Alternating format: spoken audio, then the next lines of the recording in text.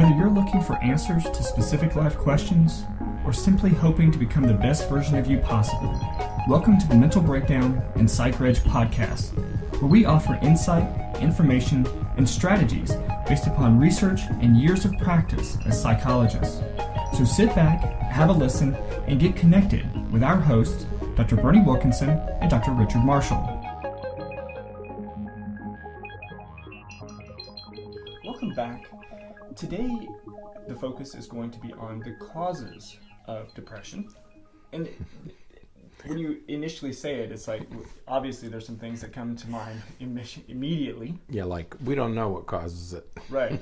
Like, well, that's true. But you know, something bad happens, I get depressed. But it's true. But here we run into that, is it sadness or is it depression? Right. Okay. Right, so, exactly. and this is where we once again run into that problem, because when we talk about causes of depression, any environmental event that makes you sad is one thing. Right. There are environmental events that can trigger depression. Right. Okay, but those are different from environmental events that trigger grief or sadness. Right, and oftentimes those things that trigger, those environmental things that can trigger an actual depressive episode, in those situations, there's usually some of these other things going on too. Correct. Some other risk factors or something else going on. Right. So, and also, we don't really know what causes most of the mental disorders that we diagnose. Absolutely. Okay. Whether it's anxiety, depression, substance abuse. I mean, if we knew, we would fix it. Right. We know there's something about the brain. Right. But it's only been in the last three decades that we've been able to access the brain except through autopsy studies. Right. Okay. And so neurosciences are emerging when it comes to mental illness. Right. And so for all of these mental disorders that we've been talking about, it's very tenuous to talk about causes. It's a very, very, it always makes me uneasy when we talk about causes, because it's mostly correlates. You know, these people are at risk. It's about risk factors, you know. And so when we talk about depression, one of the things we do is a thorough family history, because does it exist in your family? Because that places you at risk. So there are certain things that correlate, but it's very tricky business to talk about the cause of these mental disorders. Right, absolutely. And depression is no exception. Right. So we're gonna focus though on our typical biopsychosocial type of model. Right. As you said, that there are some biological aspects to it. Right. We know, this depression and the mood disorders in general are sort of some of the main areas in which people will immediately go to, it's a chemical imbalance. Right. That's right. There are chemicals involved. There are neurochemicals involved. There are, hormones and things like that are implicated in depression and raise concern for depression. But, typically speaking, it's not a chemical imbalance to the point where you can draw some blood and look at it that way. That's right. And people talk about a chemical imbalance as though we really know what it is. Right. And even if we know that a particular neurotransmitter might be low, it's still not a cause. Right. Okay. But people talk about it as though we have a very solid understanding of this, and we really don't. Right. Okay. Right. So there are some chemical differences. The neurotransmitters often implicated in the mood-related disorders, including depression, are like serotonin and norepinephrine. Right. Those are neurotransmitters that are heavily implicated, and you can tell that by the medications that are being used for the treatment of depression. And they typically focus on those two, serotonin and norepinephrine. One way or the other. Right. Mm-hmm. We know that there are hormones related, because we know that when individuals have problems with particular glands or hormone levels, then they are at increased risk for depression. People who have hypothyroidism, for example, are at elevated risk for depressive symptoms. Right. Yeah, there are a whole list of endocrine problems. You know, so when we talk about chemical causes, we talk about neurotransmitter, brain chemicals, but then we talk about the endocrine system outside the brain, and that would be the thyroid gland and the adrenal glands, both of which have been implicated in elevated incidence of depression. Right.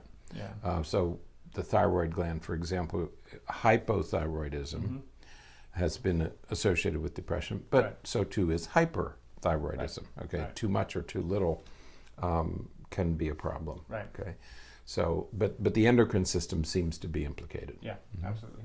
And there's also this research really isn't as far along.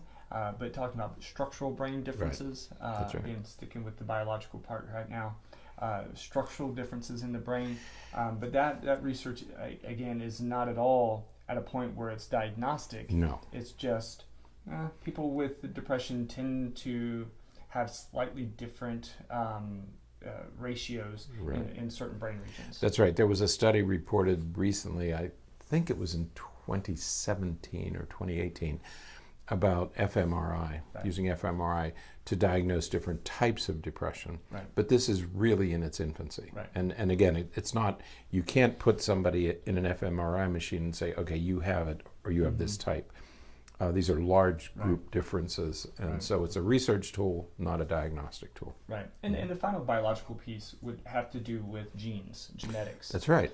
There is a heritability, increased heritability when it comes to the prevalence of or one's risk of developing depression. If you have a very close family member with major depressive disorder, you are at elevated risk for developing the disorder yourself. Right.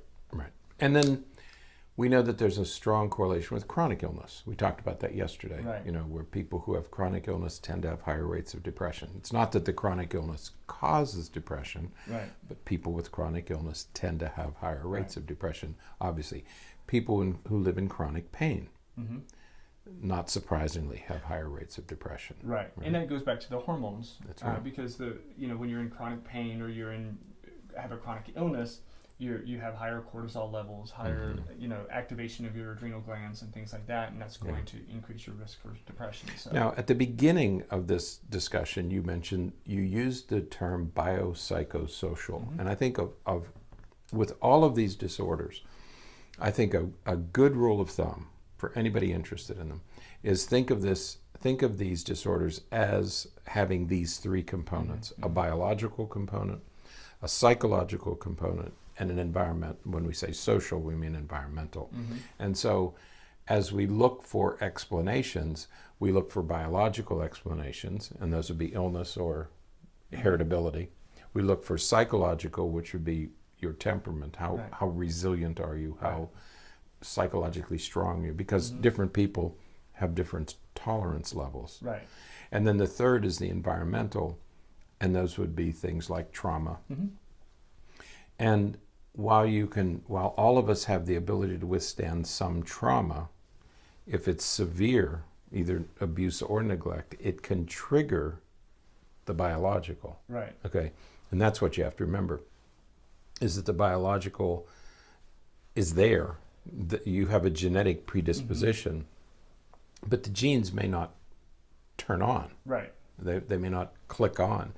But if you have trauma, it may turn the genes on. Okay, so you have to think of these three things. It's a dynamic relationship among the three. Okay, so think in terms of biological, personality, and environment. Yeah. So that biopsychosocial, psychological, personality, temperament, those things, and social. There's things that happen in your environment that can. We've talked before about people who are raised in high stress, dangerous areas. They're at elevated risk, increased risk for developing mood disorders, just like they would be, anxiety-related disorders and things like that. So, as we later on this week, when we get into the treatments, we're going to talk about some of these areas that increase one's risk for depression, and talk about how we would be treating in those areas. So, all right. Anything else? Very good. This was about causes, huh? Right. It's always difficult talking about causes. No matter what the disorder is, we always have the same. We all, not you and I, in our business, we all have the same problem when we talk about causes for these things. It's very difficult to isolate. But I like the biopsychosocial approach. Right. I think that's the most reasonable and cogent explanation. Right. Absolutely so. All right, that is it for today. Until next time, stay happy, stay healthy, and forget to be afraid. Thanks for sharing this episode of the Mental Breakdown and Psychreg podcast. Be sure to check out the show notes for links to follow us on Twitter and subscribe to our YouTube channel, where you will find all of our previous podcasts and much more. We would be honored if you would become a patron through patreon.com, where any donation you can manage will go to the development and creation of more content. Just visit patreon.com/thementalbreakdown for more information. Thanks again for listening. Have an awesome day, and we look forward to being back in your feed tomorrow morning.